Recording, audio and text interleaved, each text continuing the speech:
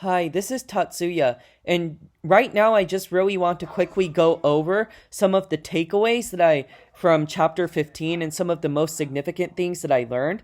The first thing is the difference between Booker T. Washington and W.E.B. Du Bois' approach to enable blacks to overcome racism through education. I've heard of these two men before in my English classes, because we read so many different types of novels from the early 20th century, but I really didn't know who they truly were until I read through the textbook. And it's interesting because Booker T. Washington, who was the founder of Tuskegee Institute, wanted blacks to have equal access to education in the area of industrial studies, mechanics, and engineering so that blacks could contribute to the economy.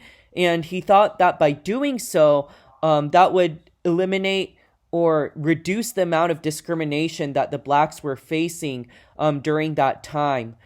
And on the other hand, W.E.B. Du Bois wanted blacks to have complete equal access to education, including the area of liberal studies, and so there, both of those two men had plenty of criticisms from either side.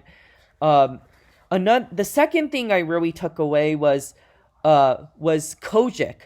Kojic was the Church of God in Christ, and it's actually a few blocks down from my house. And I'm also a Pentecostal Christian myself, so it was interesting to learn that Kojic and the Pentecostal movement churches were actually the first churches to integrate both blacks and whites and for blacks and whites to come together to hold worship services together. They were the first church to do so, unlike the Methodist and the Baptist. Although maybe some churches before that, during the Great Awakening, had interracial congregation, but I guess in the 20th century, it was the Pentecostals who first started it. The last thing I really took away was the interaction between the 9th and 10th Cavalry and the Native Americans. It's when we go through school, it's kind of typical to think that it was just white men oppressing the Native Americans and taking over them.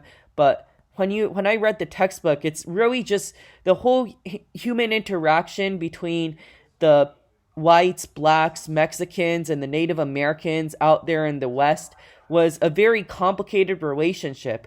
Sometimes the 9th and 10th Cavalry would guard or protect these Native American troops from other U.S. soldiers or settlers from abusing them, but other times the 9th and 10th Cavalry were pretty brutal in attacking these Native American tribes out in the West, and sometimes these Native American tribes would even get into conflict with the Mexican army, which was also very interesting.